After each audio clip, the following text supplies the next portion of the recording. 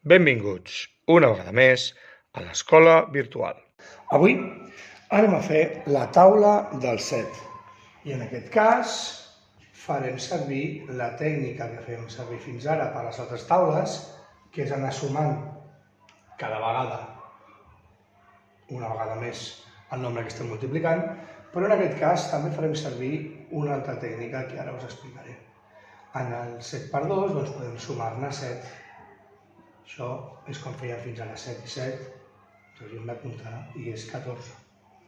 Però ara aquests números cada cop seran més grans i ens costarà molt, per exemple, de sumar-li 7 a 14, 14 a 15, ens costarà.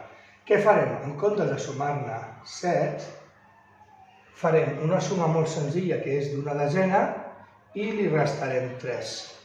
D'aquesta manera, al final sumem 7, que són 10, menys 3 són 7. Però mentalment ens costarà molt menys fer aquestes dues operacions que fer directament al 7. Així que anem a provar en aquesta mateixa.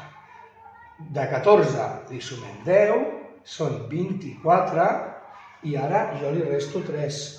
24 menys 3, al 4 li resto 3 i en quedarà 1. D'aquesta manera són dues operacions molt fàcils de fer o molt més fàcils de fer que sumar 7. Seguim, 7 per 4, sumem 10, seria 31, 31 li restem 3, 30, 29, 28. Anem pel 7 per 5 i mantenim, sumem 10, 28 i li restem 3, 28, 38 i li restem 3, 38, 37, 36, 35. En el 7 per 6 repetirem, sumem 10 al 35, serien 45, i li restem 3, 45 menys 3, 42. 7 per 7, 42 més 10, 52, menys 3, trauríem el 2 i un altre més, per tant ens aniríem al 49. Amb el 7 per 8,